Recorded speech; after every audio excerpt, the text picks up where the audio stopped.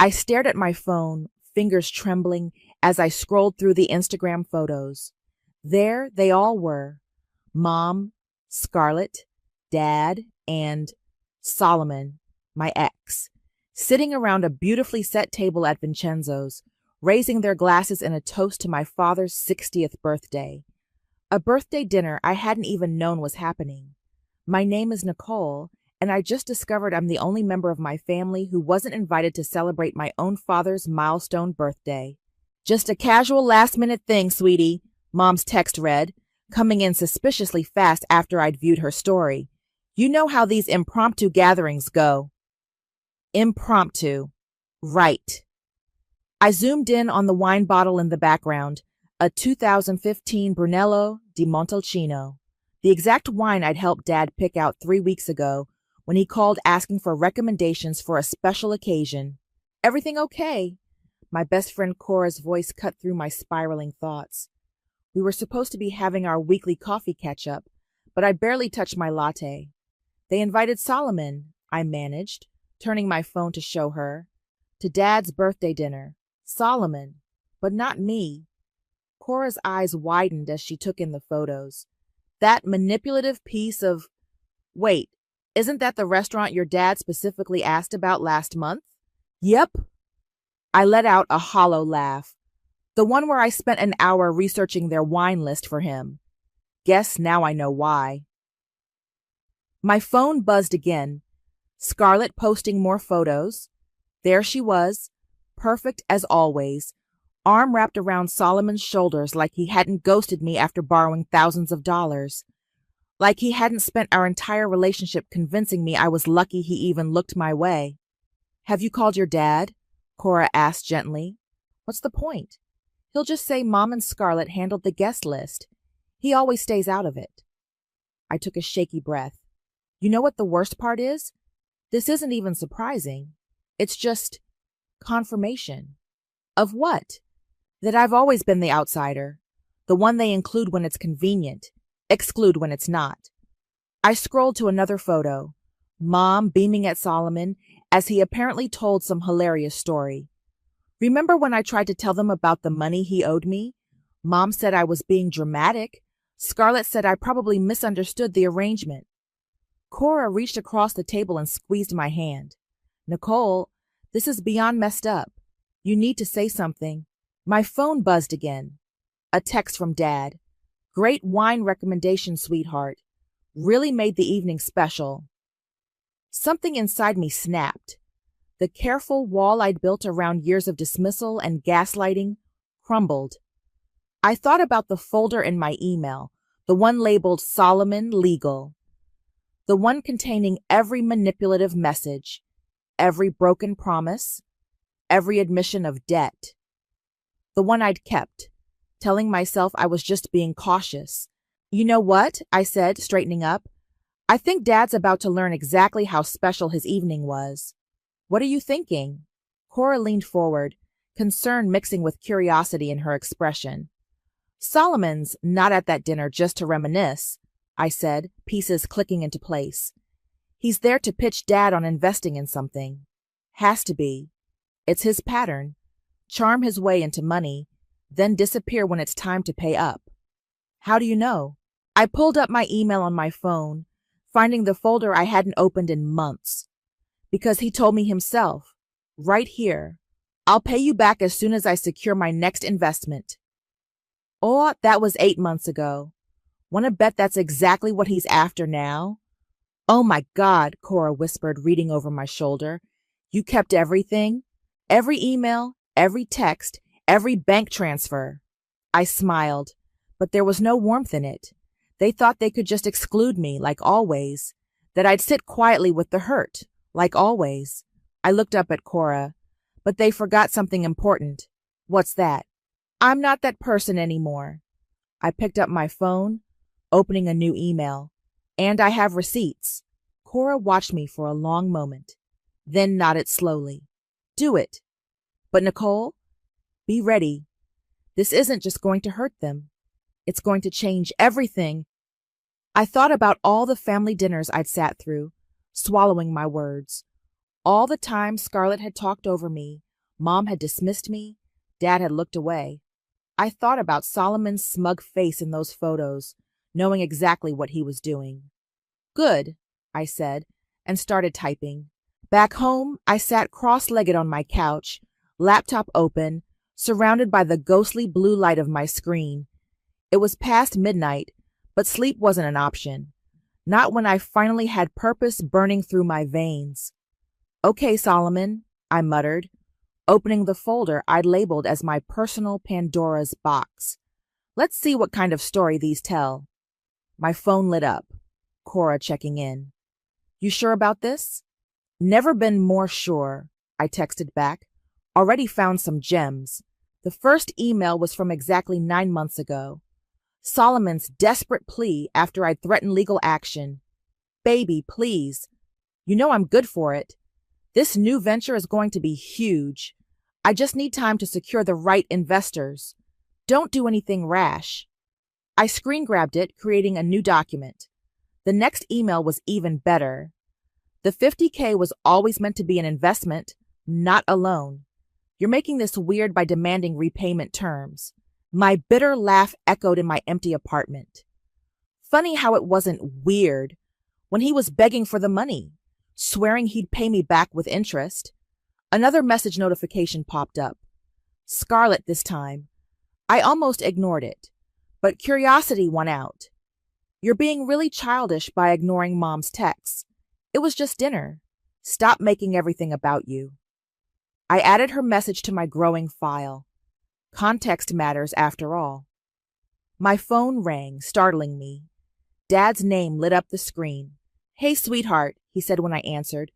His voice had that slight slur that came with expensive wine. Just wanted to thank you again for the wine recommendation. Really impressed everyone. Everyone including Solomon? The words slipped out before I could stop them. A long pause. Ah, you saw the photos. Hard to miss them once they're all over Instagram. Nicole, he sighed. You know how your mother gets about these things. Solomon just happened to be in town and... Save it, Dad. I pulled up another email from Solomon, dated just 2 weeks ago. Quick question. Did he happen to mention a new tech venture? Something about revolutionary AI integration? The silence on the other end was deafening. How did you... Because I have the same pitch in my inbox from 8 months ago, right after he ghosted me with $50K of my money. I kept my voice steady. But I'm sure he's changed. I'm sure this time it's totally legitimate. Nicole, this is business. It's not personal. Really? Because excluding your daughter from your birthday dinner while inviting her fraudulent ex feels pretty personal. Another pause. What do you mean fraudulent? I smiled despite myself. Check your email in the morning, Dad. I think you'll find some interesting reading material. What are you... Good night, Dad. Happy birthday. I hung up and returned to my laptop. Opening Solomon's investor deck, forwarded to me by a friend in tech months ago, I found exactly what I expected. There, under risk assessment, was a single line that made my blood boil. Previous venture faced opposition from disgruntled former partner. Personal relationship, no legal merit. That's what I was to him. A footnote. A risk to be dismissed. My phone buzzed again. A text from Solomon himself. Heard you talk to Greg. Whatever you're thinking of doing, don't. We can work something out. I added his message to the file, then opened my email. The subject line was simple.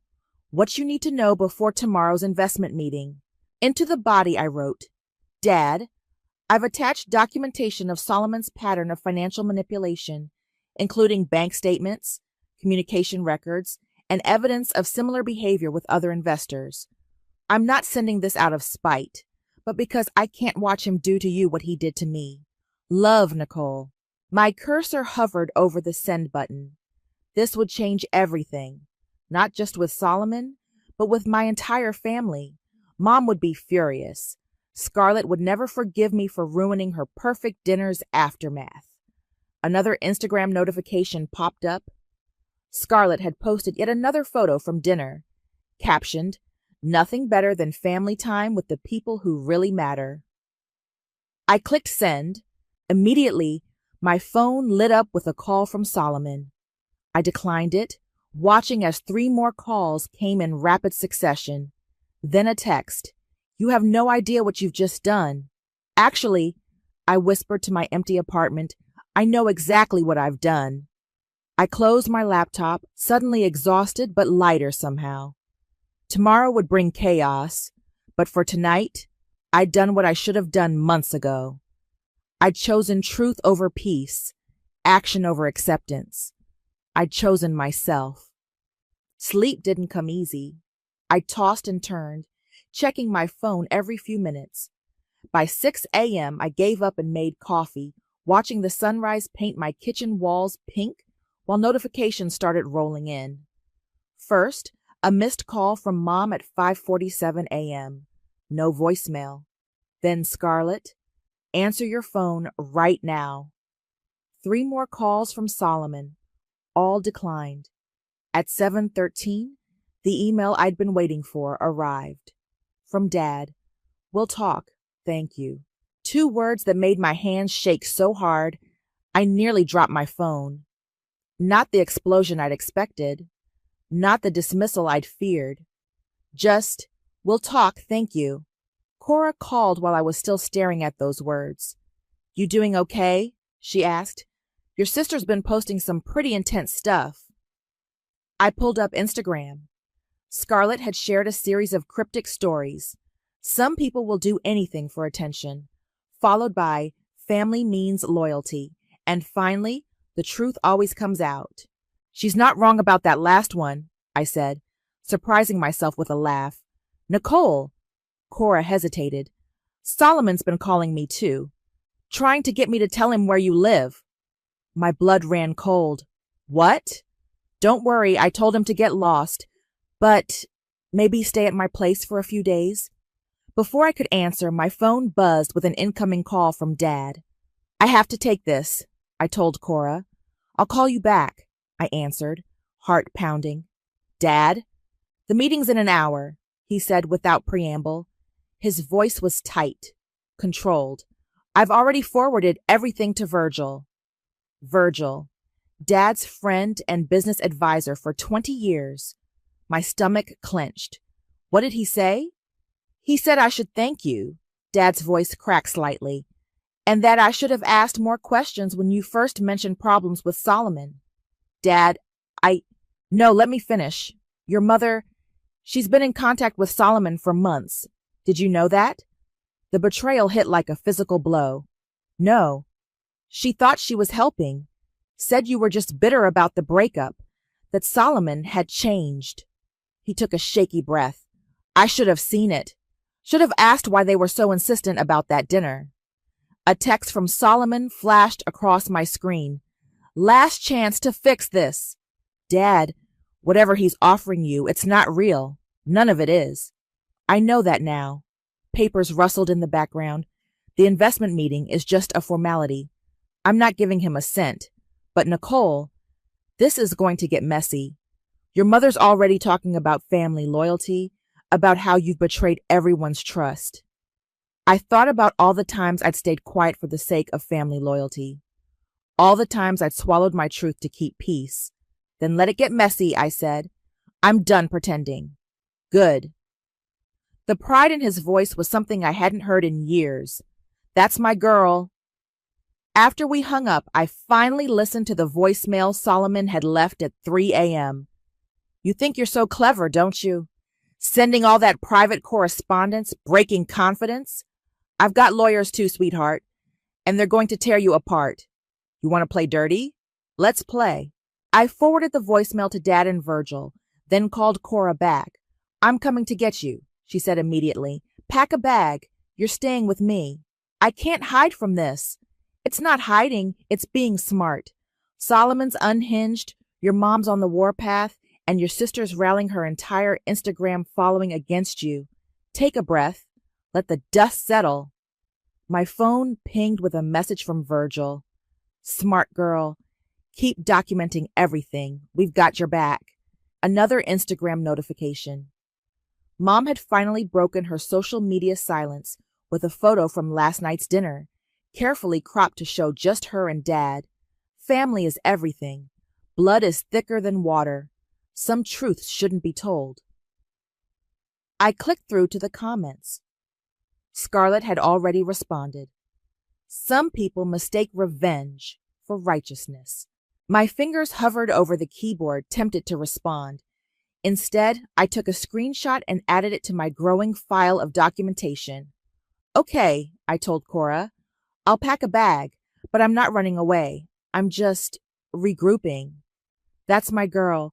I'll be there in 20. And Nicole? Yeah? I'm proud of you. This took guts. After hanging up, I looked around my apartment, at the life I'd built despite Solomon's betrayal, despite my family's dismissal. On my bookshelf sat a photo from years ago.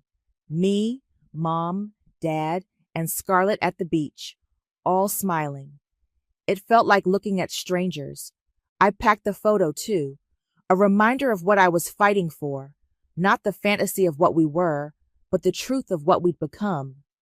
My phone buzzed one final time. Dad again. Meeting starting. Stand strong. I was pacing Cora's living room when Dad's call finally came. 3 hours had passed since the investment meeting was supposed to start. It's done, he said, sounding exhausted. And it was ugly. What happened? Solomon lost it. Completely lost it. Started yelling about betrayal, about how you'd violated his privacy. Then Virgil pulled up the SEC investigation. The what? I sank onto Cora's couch. Turns out we weren't the only ones looking into his business practices. When Virgil mentioned it, Solomon just snapped. Started threatening everyone. Security had to escort him out. My hands were shaking. Dad, I'm so sorry. Don't be. But Nicole? He took a deep breath. Your mother and sister were waiting in the lobby. They'd come to support Solomon. The betrayal felt like ice in my veins. Of course they did. It got worse. Your mother. She admitted she's been helping Solomon set this up for months. Said she was trying to fix things between you two. That's why they arranged the dinner. Fix things? I laughed bitterly. By ambushing you with an investment pitch from my fraudulent ex? I confronted them both. It didn't go well. My phone buzzed with an incoming text. Scarlett, I hope you're happy. You've destroyed everything. Mom's crying. Dad's not speaking to any of us. And Solomon's life is ruined. All because you couldn't handle being left out one time. Nicole? Dad's voice brought me back. Are you there? Yeah, I'm here. Just got a lovely message from Scarlett. She's angry. They both are. Your mother's saying I betrayed her by believing you over Solomon. Another text came through. From Mom this time. This was not your place. Some things should stay in the family. Funny how I'm only family when it's convenient, I said, forwarding the messages to Virgil as he'd instructed. I need some time, Dad said quietly, to think, to process. I've moved into the lake house for a while. Dad, no, listen. I'm proud of you for speaking up, but I need to figure out how I missed so much, how I let them. He trailed off. Just stay safe, okay? Solomon was saying some things. My phone lit up with a call from an unknown number. Speaking of which, I think his lawyers are calling now. Don't answer. Let them leave a message. And Nicole, I love you. Those 3 words, so rare from my father, made my eyes sting. After we hung up, I checked my voicemail. A clipped professional voice. Ms. Mason, this is regarding a cease and desist order and pending lawsuit for defamation and intentional interference with business relationships. Please have your lawyer contact our office immediately. Cora emerged from her kitchen with 2 glasses of wine. That bad? Solomon's suing me. Mom and Scarlett showed up to support him against Dad. And apparently there's an SEC investigation I knew nothing about. About that, Cora pulled out her laptop. Remember my friend who works in tech investment? She just sent me this. She turned the screen to show me a financial news website. The headline made my heart stop. Tech startup under investigation for fraudulent investment practices. Multiple victims coming forward. Holy shit, I whispered. Your email to your dad? It wasn't just about saving him. You might have helped expose something much bigger. My phone kept buzzing with notifications. Scarlett was on a posting spree. Stories, posts, comments all painting me as the villain, Solomon as the victim, herself as the loyal sister standing by truth and family. Mom had joined in too. A mother's heart breaks when children choose vengeance over love. They're really going all in on this narrative, aren't they? Cora said, reading over my shoulder. They always do. It's easier than facing the truth. A new email popped up from Virgil. Stay strong. Keep everything they send you. Your father's lawyer will be in touch tomorrow. Don't engage with anyone until then. I closed my social media apps and turned off notifications. The weight of everything, the lawsuit, the family chaos, the SEC investigation, pressed down on me. Hey, Cora said softly, handing me the wine. You did the right thing. Then why does it feel so awful? Because doing the right thing sometimes means breaking what was wrong, and that always hurts. I took a long sip of wine, thinking about Solomon's threats, Mom's cold dismissal, Scarlett's rage, about Dad, alone at the lake house, finally seeing the truth.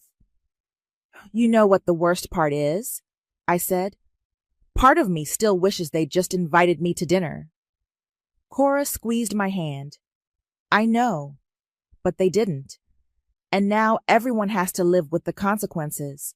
3 days at Cora's turned into a week. I worked remotely, designed logos for clients, and watched as Scarlett systematically rewrote our family history on social media. Just look at this, I said, showing Cora my phone over breakfast. She's posted a throwback photo from 2 years ago. Me, her, and Solomon at Christmas. Her caption, some people can't handle seeing others happy. Jealousy destroys families. The comments are brutal, Cora noted, scrolling through the responses. How many followers does she have now? Up 10,000 since this started. She's turning it into content. I laughed hollowly. Mom's helping, of course. Every passive-aggressive quote about forgiveness gets shared to her story. My phone rang. Dad's lawyer, Margaret. Good news, she said when I answered. Solomon's lawsuit is basically dead in the water. Everything you shared was documented communication, and his threats since then have only strengthened our position. What about the SEC thing? That's bigger than we initially thought. Multiple investors have come forward. Your father's evidence was just the tip of the iceberg. A notification popped up. Scarlett had posted again. The truth about my sister's vendetta against Solomon. Full story in my next post. They're really committed to this narrative, I told Margaret, that I'm just jealous and vindictive. Let them talk. Every post, every comment, it's all documentation. Speaking of which, your father wanted me to tell you he's filing for divorce. The words hit like a physical blow. What? The dinner was apparently the last straw. Finding out your mother orchestrated it all hid Solomon's true intentions. He's done. After hanging up, I sat in stunned silence until Cora brought me coffee. You okay? My parents are getting divorced. Because of me. No, Cora said firmly.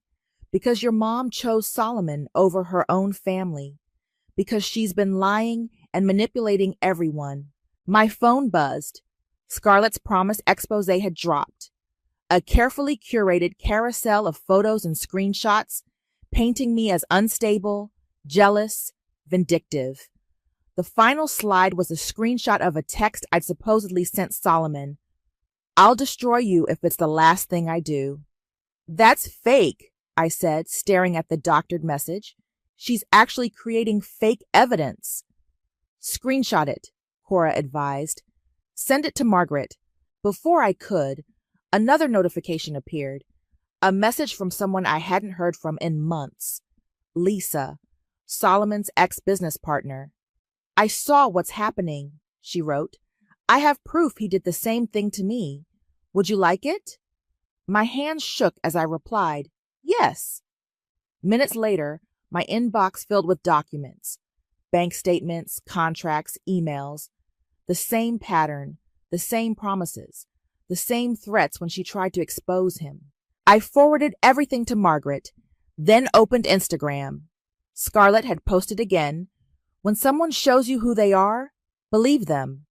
My sister showed us her true colors. The irony was almost funny. My phone rang. Dad, you saw?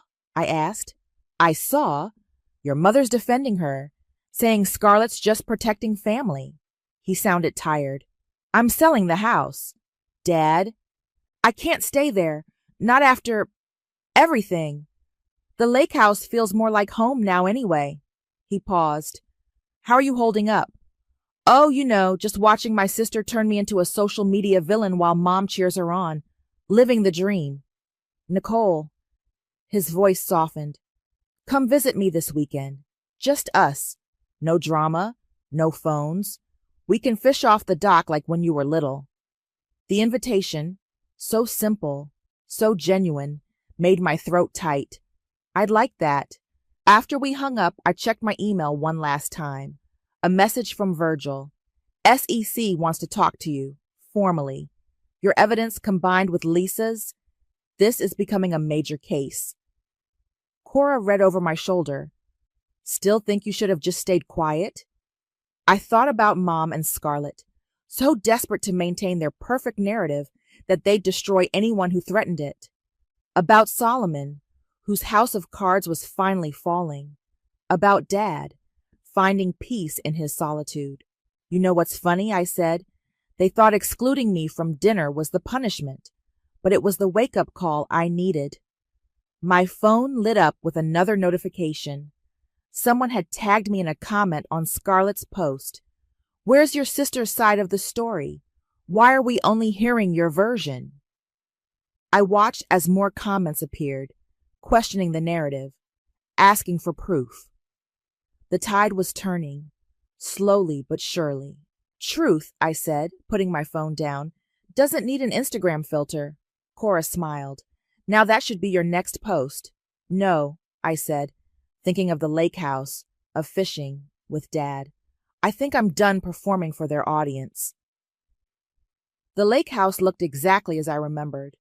Weathered blue shutters, creaky screen door, and the old wooden dock stretching into calm waters.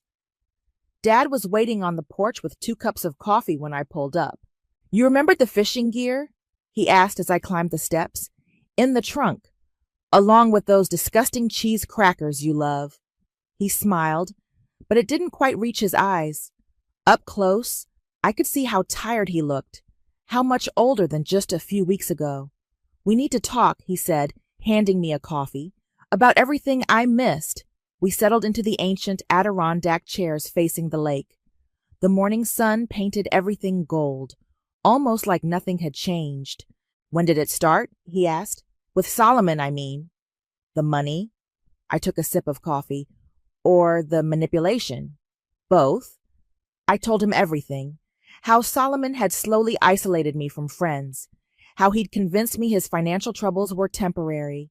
How the loan had started as $5,000 and somehow became $50,000. Why didn't you tell me sooner? I tried, Dad. Remember that dinner last Christmas, when I mentioned Solomon owing me money? Mom said I was being dramatic. Scarlett said I was just bitter about the breakup. I hesitated. I changed the subject, he finished quietly, like I always did. A fish jumped in the lake, breaking the surface with a quiet splash. I let them steamroll you, he continued, for years. It was easier than dealing with your mother's intensity, with Scarlett's drama. He set his coffee down. I failed you. Dad, no, let me finish. When I saw those emails you sent, saw the evidence of what he'd done, I realized I hadn't just failed to protect you. I'd helped them hurt you.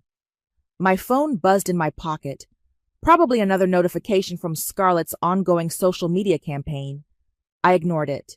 You know what's weird? I said. If they just invited me to that dinner, none of this would have happened. Solomon would have gotten his investment. Mom would have gotten her perfect family facade, and I would have kept quiet, like always. And I would have lost everything, Dad added. The investment, yes, but more than that. My chance to finally see the truth. My phone buzzed again. This time, Dad pulled his out too. Ah, he said. Your mother's lawyers finally filed the divorce response. How bad? She wants the house, half my business interests, and... He laughed without humor. She's claiming emotional distress from how I turned our daughter against the family. That's rich, coming from someone who invited my fraudulent ex to your birthday dinner. Speaking of Solomon, Dad pulled up an email on his phone. Virgil sent this morning. The SEC investigation is going public next week. Multiple charges of investment fraud, wire fraud, securities violations. They're calling it a Ponzi scheme. Have you told Mom? She's not speaking to me, but Scarlett... He showed me her latest Instagram story, a photo of her hugging Solomon, caption reading, "Standing by good people in bad times. The truth will prevail." The truth already is prevailing, I said, just not their version of it. Dad stood up suddenly. Let's go fishing. All this. He waved at our phones. It can wait. I want to hear about your life. The real stuff, not the drama.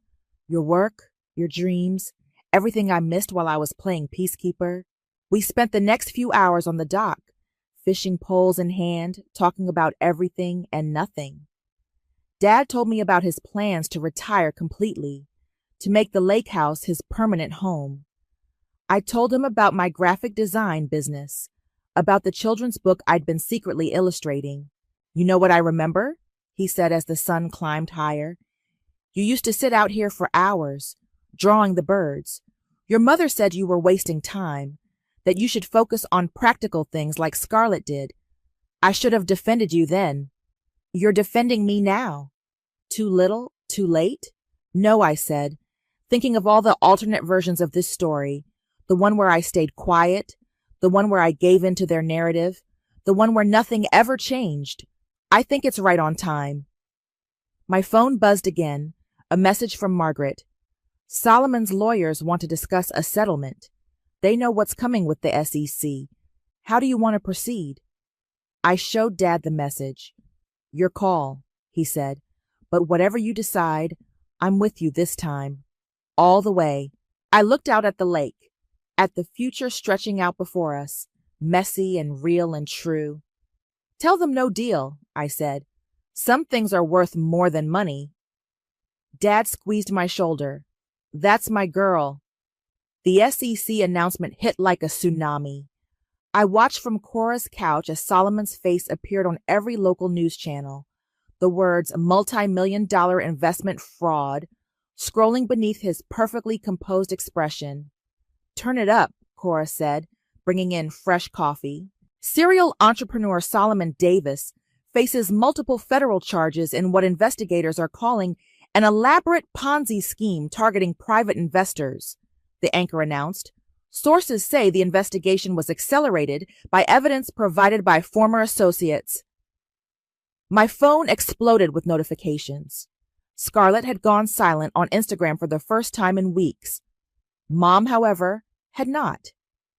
Family stands together in crisis, her post read. The media doesn't know the whole story. But I do, I muttered, opening my email to find a message from Lisa. They're interviewing me tomorrow. You? Thursday, I typed back. How are you holding up? Better than Solomon. Did you see he's been dropped by his lawyers? Before I could respond, Dad called. You watching the news? He asked. Yeah. How's the fallout? Your mother's hysterical. Keeps saying we've ruined her standing in the community. Scarlett. He paused. Scarlett finally knows the truth. What do you mean? Virgil showed her the complete file. Everything. Including emails between Solomon and your mother from months ago, planning how to get me to invest. Turns out your mother reconnected with him right after your breakup. She's been grooming this situation for a while. The betrayal felt fresh all over again. Why? Money. Status. She thought having Solomon in the family, successful, connected Solomon, would give her the social standing she's always wanted. She never believed your warnings because she didn't want to. My phone buzzed with a text from an unknown number, Solomon. I hope you're happy. You've destroyed everything I built. I forwarded it to Margaret without responding. Nicole? Dad's voice brought me back. There's something else. Scarlett's here. What? At the lake house. She wants to talk to you. My heart pounded. Put her on. A moment of rustling. Then my sister's voice, smaller than I'd ever heard it. Hey, She took a shaky breath. I was wrong about everything. Mom showed me selected parts of messages, told me Solomon was the victim. I believed her because it was easier than admitting what we did to you. Scarlett? No, let me finish. I was horrible. The dinner, the social media campaign, all of it. I chose the pretty lie over my own sister. And now, she choked up, now Mom's still defending him, even with all the evidence. She's lost in her own reality, and I finally see it. I closed my eyes, feeling tears threaten. It's not just about the dinner. I know. It's years of us dismissing you, excluding you, making you feel crazy for telling the truth. I'm so sorry, Nicole. I know it's not enough, but I'm sorry. Before I could respond, my phone lit up with breaking news. Solomon Davis, arrested on federal charges, multiple victims come forward. Are you seeing this? Scarlett asked. Yeah. Mom's still at his lawyer's office trying to help his defense. She laughed bitterly. She really can't let go of her perfect narrative. Some people can't handle reality when it threatens their carefully constructed world, I said. I couldn't either, but I'm trying now. She paused. Can we talk in person? Maybe at that coffee shop you like? I thought about all the times I'd extended olive branches, all the times I'd been hurt. But I also thought about Dad, finally standing up for me, about truth, finally breaking through. Okay, I said. Tomorrow morning? Thank you, she whispered. After we hung up, Cora looked at me questioningly. You sure about this? No, I admitted, but I'm not doing it for her, or for Mom, or even for family harmony. I'm doing it because I want to know who my sister is when she's not playing a role in Mom's perfect family fantasy. My phone buzzed one final time, a message from Margaret. Solomon's taking a plea deal. Your testimony won't be needed. It's over. But it wasn't over. Not really. It was just beginning. The messy, honest work of rebuilding relationships on truth instead of pretense, of learning who we all were without the masks we'd worn for so long.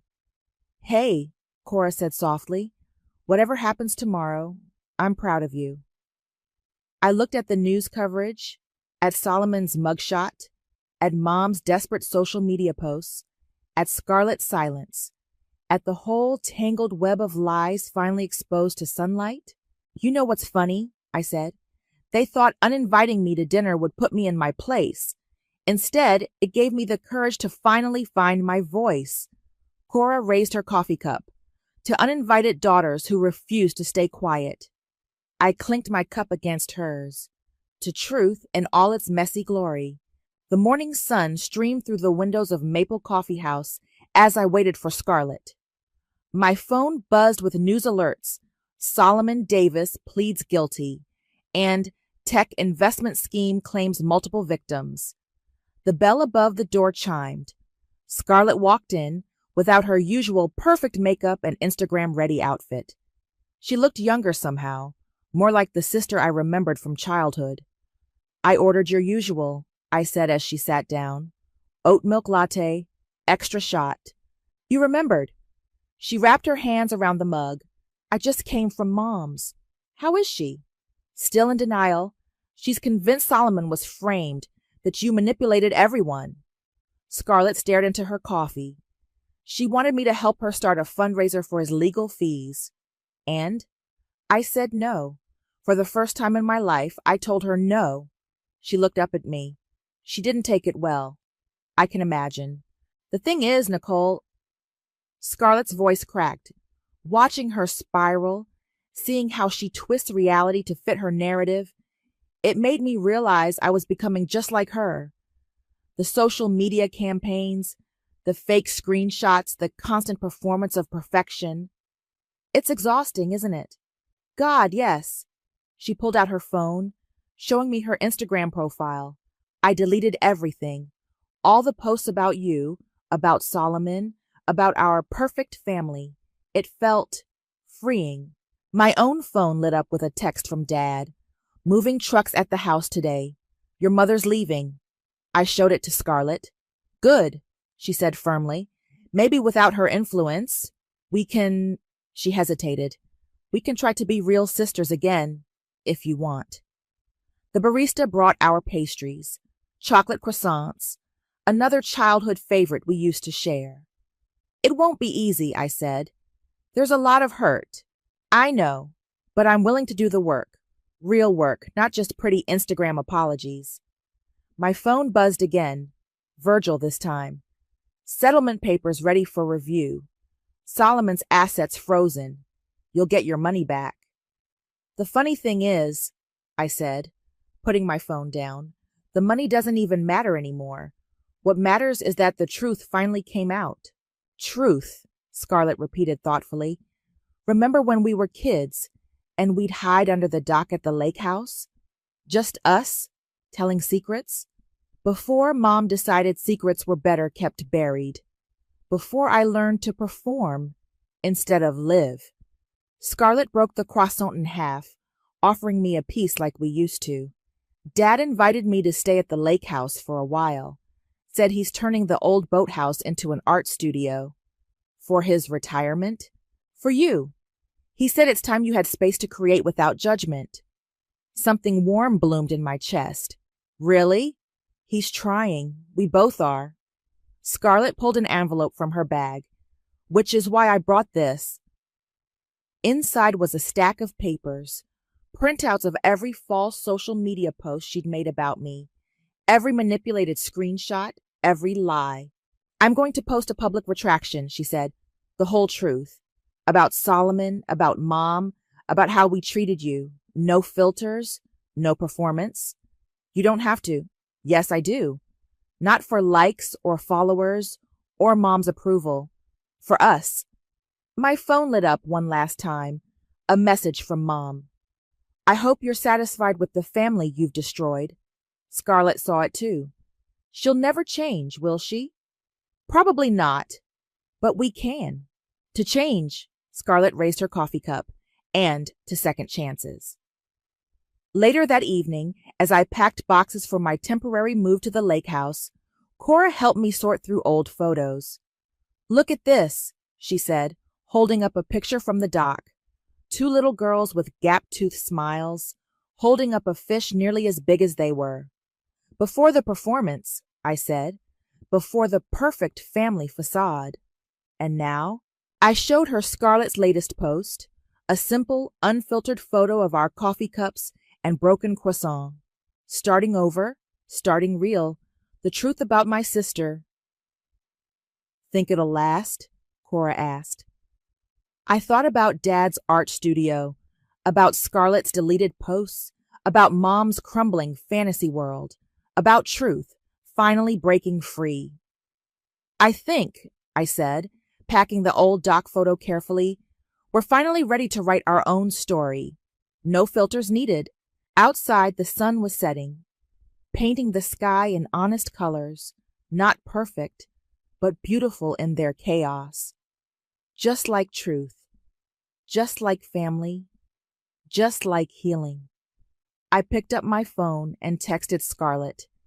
Dad's making his famous terrible chili at the lake house tomorrow. Want to help me tell him how awful it is? Her response came quickly. Only if we can hide under the dock after. I have more truths to tell. This time, when I smiled, it reached all the way to my heart.